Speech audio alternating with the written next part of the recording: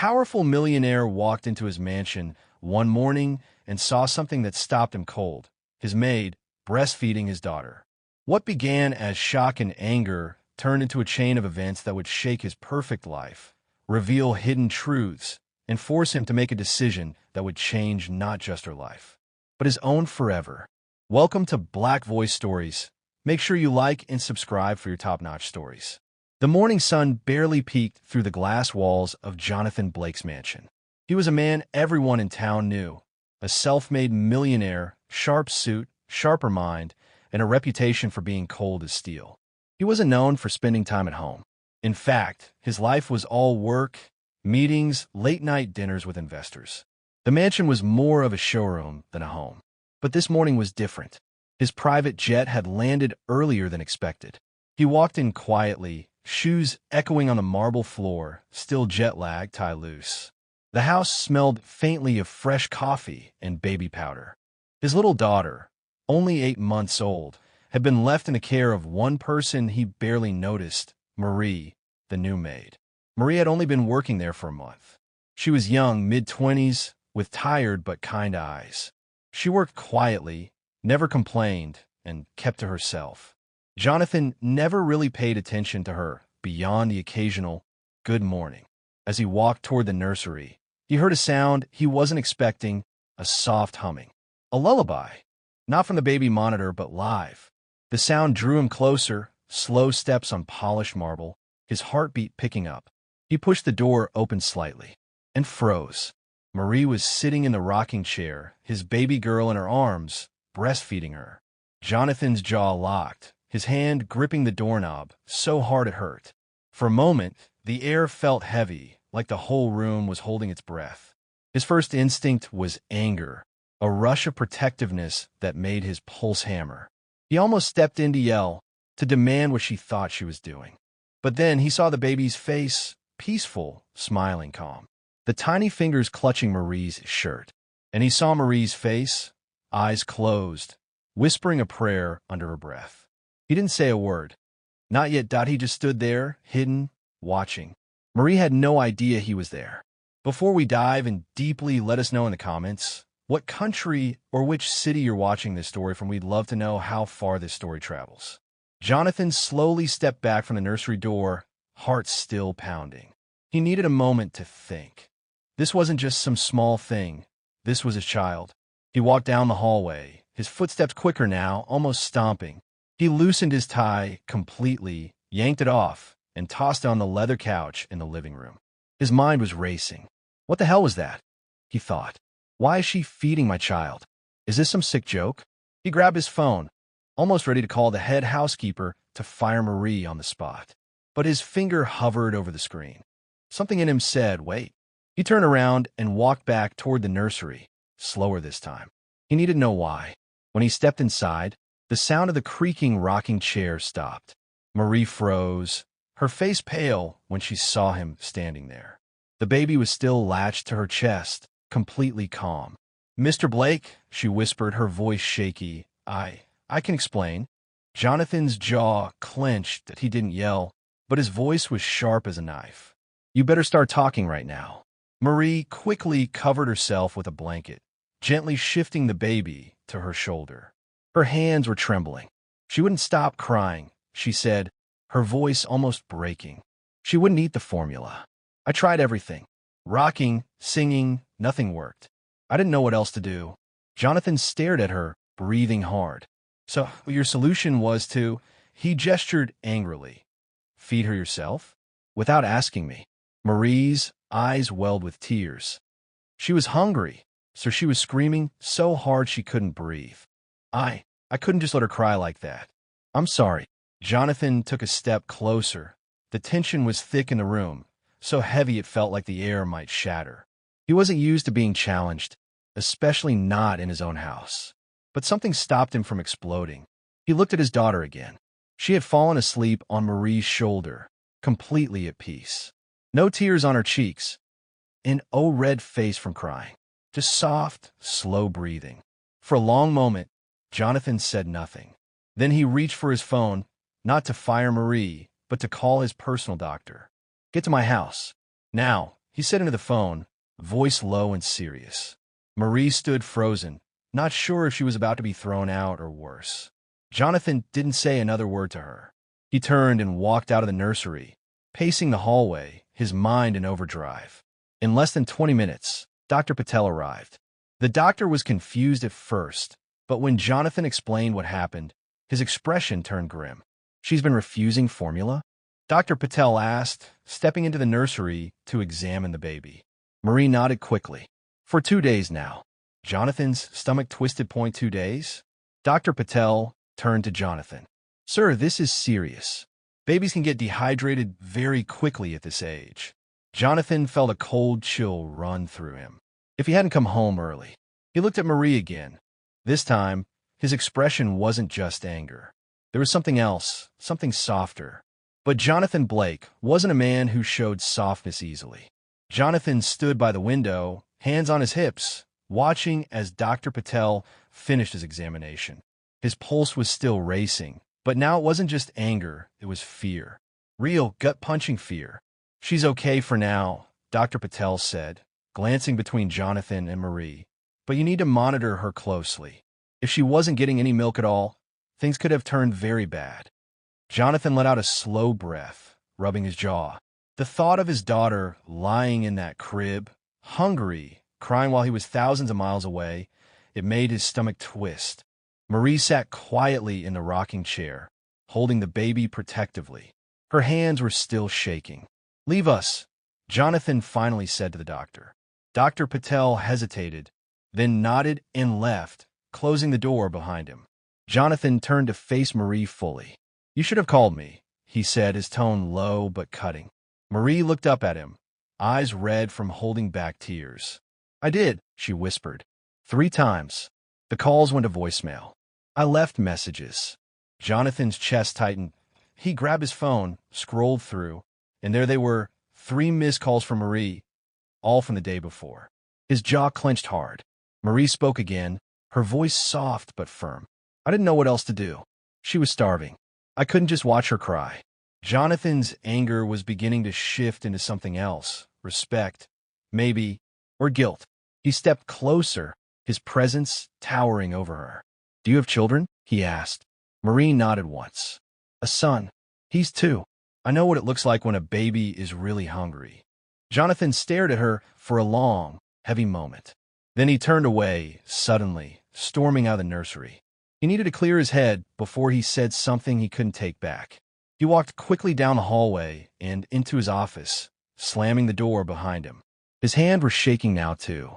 He poured himself a glass of whiskey, gulped it down, and paced. Images of his daughter crying flashed through his mind. Images of Marie, sitting there with his child in her arms, looking so protective, so desperate.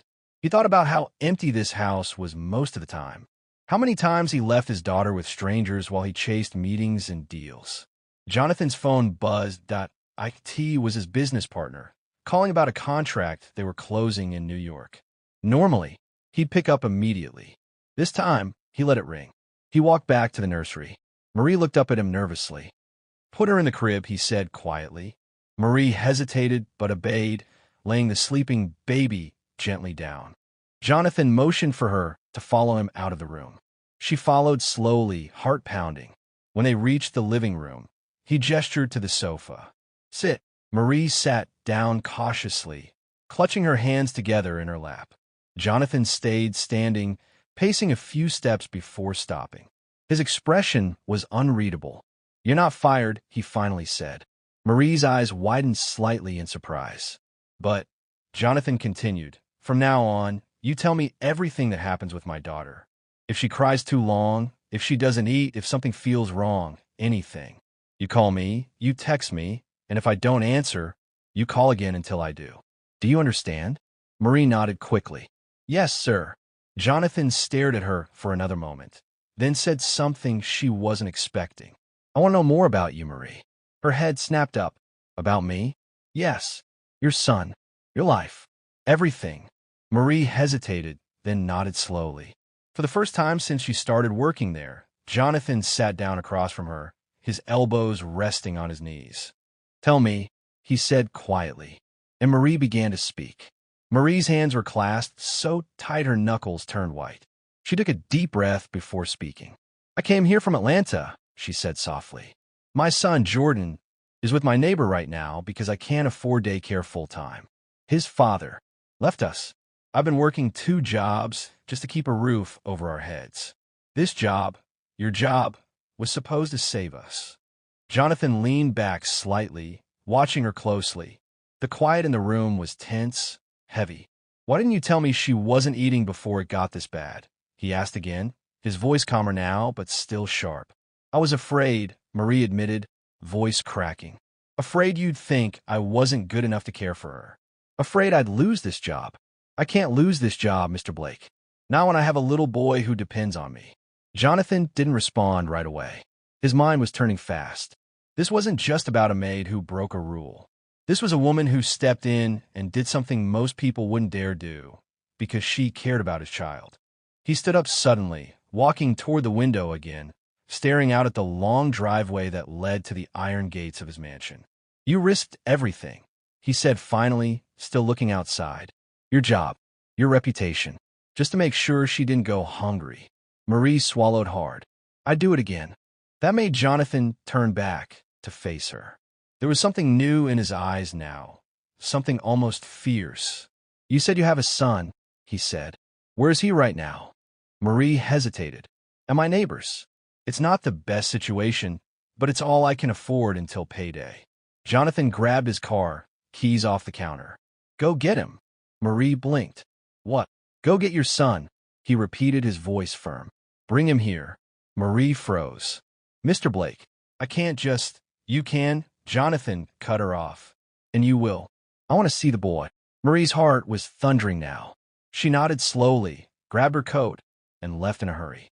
Jonathan watched her car pull out of the driveway before picking up his phone and calling his assistant.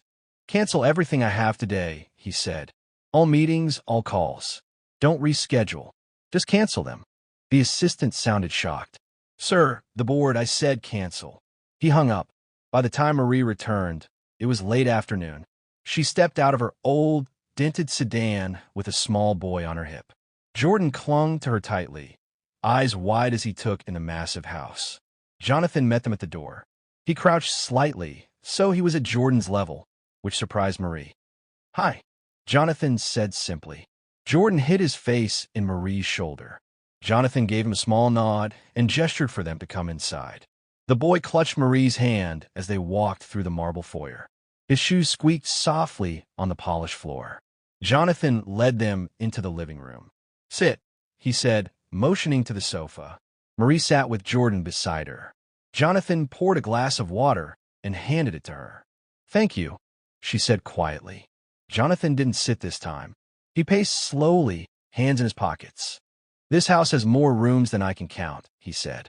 "More space than I'll ever use. And yet it's been empty. Too empty."